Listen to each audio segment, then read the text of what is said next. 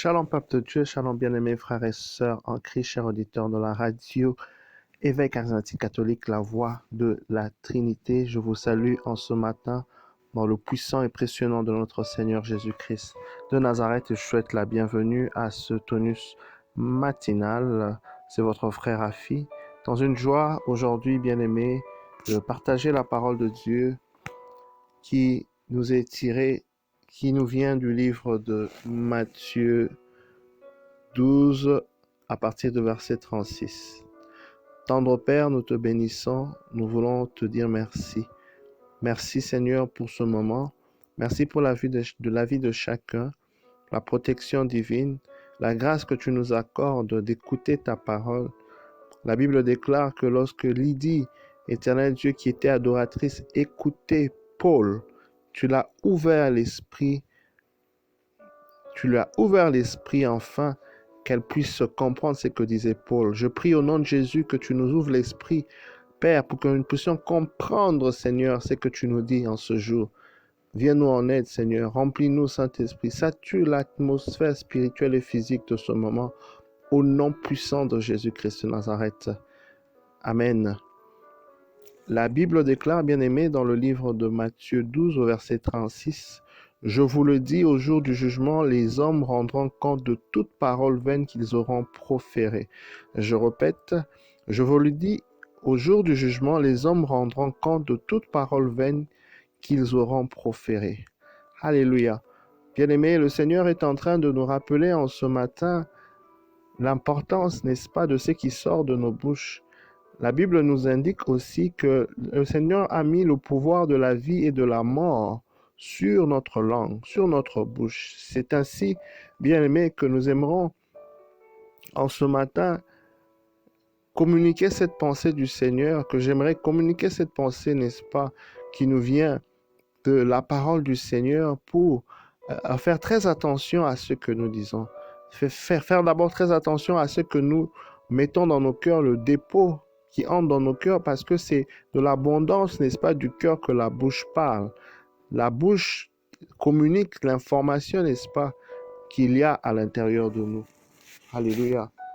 Donc ce qui est externe, ce qui sort, vient du profond, c'est-à-dire de ce qui entre. Donc c'est très important que nous puissions veiller déjà sur la disposition de nos cœurs, l'état de nos cœurs, fermer les portes à ce que nous ne devons pas écouter, à ce que nous ne devons pas regarder, et nous rassurer que nous remplissons, n'est-ce pas, nos cœurs de la parole de Dieu, nous remplissons, n'est-ce pas, nos cœurs de ce qui vient d'en haut, afin ainsi de refléter et encore de parler selon, n'est-ce pas, le langage divin, le langage de foi, selon les paroles positives, les paroles qui s'alignent avec la pensée de Dieu. Parce qu'on doit comprendre une chose, bien-aimée, qu'à travers nos bouches, à travers nos bonnes paroles, le Seigneur est en train de perpétuer l'œuvre de la création. Vous voyez, le Seigneur continue à créer par nous. Le Seigneur continue à créer par nous. Alors tu dois prendre conscience de, n'est-ce pas, l'importance que le Seigneur met dans ta vie afin de créer ce qui est du royaume de cieux. Je viens t'inviter en ce matin d'avancer, n'est-ce pas, les intérêts du royaume par la qualité de tes paroles, par la qualité de ce qui sort de ta bouche. La Bible dit, au jour du jugement, vous rendrez compte de toute parole vaine qui nous auront proférée. Donc, autrement dit, c'est de notre parole que nous serons justifiés ou encore condamnés. Et c'est ce que dit, n'est-ce pas, le verset, n'est-ce pas, qui suit, le verset 37, qui nous dit justement, c'est par nos paroles que nous sommes jugés ou encore nous sommes condamnés. C'est très important, bien-aimés, d'éviter tout ce qui est découragement, paroles négatives, tout ce qui ne reflète pas la pensée de Dieu. Nous devons, bien-aimés, nous en éloigner. Nous devons, bien-aimés, sortir de cela. La Bible déclare dans le livre de Éphésiens 4, à partir du verset 29, qu'aucune parole mauvaise ne sorte, n'est-ce pas, de vos bouches. Et s'il y a lieu, qu'il ne puisse y avoir que des bonnes paroles qui puissent communiquer, édifier et communiquer une grâce à ceux qui l'entendent. Alléluia. Donc, ce que tu dis aujourd'hui, ce que tu dis dans les jours à venir, bien-aimé, tu devras te rassurer que ça construit. Si ce que tu dis va faire pleurer, va détruire, À quoi bon, bien-aimé? Tu seras jugé en fonction de ce que tu dis. Tu dois édifier quelqu'un. Tu dois remonter quelqu'un. Tu dois relever quelqu'un. Tu dois communiquer une grâce. Tu dois édifier, construire, alléluia, à travers tes paroles, les paroles douces, des paroles, n'est-ce pas, qui viennent du Seigneur. On doit parler comme des fils et des filles de Dieu. Alléluia. On ne peut pas parler comme les païens. Même quand tu dois faire une remarque, tu dois le faire avec charité. La Bible dit qu'on puisse, n'est-ce pas, reprendre le frère ou la sœur qui s'est éloigné avec douceur. Alléluia. Avec les paroles. Parce qu'une parole douce, n'est-ce pas, donne la vie. Une parole douce communique la vie. Mais une parole violente brise, n'est-ce pas, brise les os. On doit être en mesure, bien-aimé, de faire attention de ce qui sort de nos bouches. La Bible dit dans Colossiens, dans le livre de Colossiens 4 et 6, que votre parole soit toujours accompagnée de grâce, assaisonnée de sel, afin que vous sachiez comment il faut répondre à chacun. Il faut prendre le temps de réfléchir avant de parler. Remuer sa langue 7 fois avant de parler, c'est très important. Parce que ce que tu dis, le monde spirituel va le capter. Et soit ça produit la vie, c'est-à-dire ça avance les intérêts de Dieu, ou encore ça avance les intérêts du diable en détruisant. Soyons charitables par nos paroles. Communiquons une grâce par nos paroles. Veillons, n'est-ce pas, à l'état de nos cœurs. Veillons à ce qui entre à l'intérieur de nous. Enfin, n'est-ce pas, que nous puissions continuer cette œuvre que le Seigneur a mis pour nous, pour créer des bonnes choses.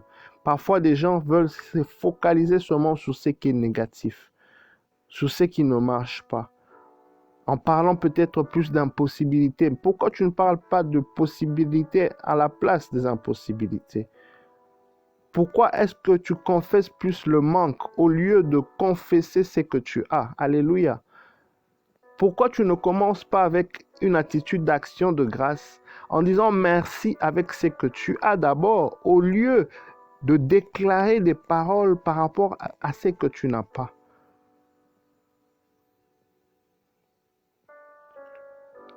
Encourageons plus, faisons plus de compliments, apprécions les uns les autres par la qualité, n'est-ce pas, de nos paroles. En fin de compte, le Seigneur nous responsabilise. J'aimerais donc bien aimer nous exhorter en ce matin d'être pleinement conscients de la responsabilité que le Seigneur a mis en nous. Nous sommes créés à l'image et à la ressemblance de Dieu. Dieu a créé le monde par la parole. Ainsi, les paroles qui sortent de nos bouches créent la vie ou encore créent la mort. La balle est dans notre camp. La balle est dans ton camp. La balle est dans mon camp. Et j'aimerais nous exhorter, nous encourager en ce matin, bien-aimés, de nous conduire comme des fils et filles de Dieu dignes de ce nom. Car il est écrit, son fils et filles de Dieu sont qui sont conduits par le Saint-Esprit. Alléluia. La Bible déclare, poussés par le Saint-Esprit, les hommes ont parlé de la part de Dieu. Nous devons donc être en communion avec le Saint-Esprit, être poussés, parler selon le langage qui nous vient du Seigneur. Parler selon le langage qui nous vient d'en haut. La Bible dit, lorsque vous serez livrés, n'est-ce pas, dans des synagogues ou encore en procès, ne pensez pas comment vous allez vous défendre ou quoi vous allez dire. Le Saint-Esprit vous le dira en ce moment même. Donc, avant de parler, bien-aimés, rassurons-nous que nous avons écouté de Dieu, nous avons été remplis par Dieu, afin de communiquer ce qu'il nous dit. Jésus pouvait dire, ce que j'entends du Père, c'est ce que je vous ai fait connaître. Ainsi, je ne vous appelle plus serviteurs, mais je vous appelle mes amis. Alors, les prophètes dans l'Ancien Testament ne pouvaient parler que lorsque le Seigneur avait donné l'ordre ou de parler, n'est-ce pas? Et lorsque cela n'est pas le cas, la personne devait se taire. Donc, pour ne pas faire des faux pas, prononcer des paroles qui sont vaines, qui ne viennent pas de Dieu, écoutons le Seigneur aussi. Alléluia. Développons notre capacité d'entendre du Seigneur. La Bible dit, mes brebis m'entendent, ils connaissent ma voix. Être en communion avec Dieu, passer plus de temps avec Dieu nous aide à comprendre quand il nous parle. Parce qu'il nous parle tantôt d'une manière, tantôt d'une autre. Pourquoi? Parce que cela nous permettra d'écouter et de dire des paroles qui ne sont pas vaines, mais des paroles qui communiquent la vie, qui communiquent l'espoir, l'espérance, la lumière. Je prie que le Seigneur bien-aimé te remplisse de ces paroles douces, de ces paroles positives, de ces paroles, n'est-ce pas, qui créent la vie et non la mort. Oui, sache que tu as une grande responsabilité et que le Seigneur te conscientise davantage, enfin, de nous emmener de gloire en gloire et que le royaume de Dieu puisse s'expandre par la qualité des paroles de foi qui sortent de nos bouches. Au nom de Jésus, Amen. Sois béni, bien-aimé. Je me recommande à vos prières. À très bientôt. Bye.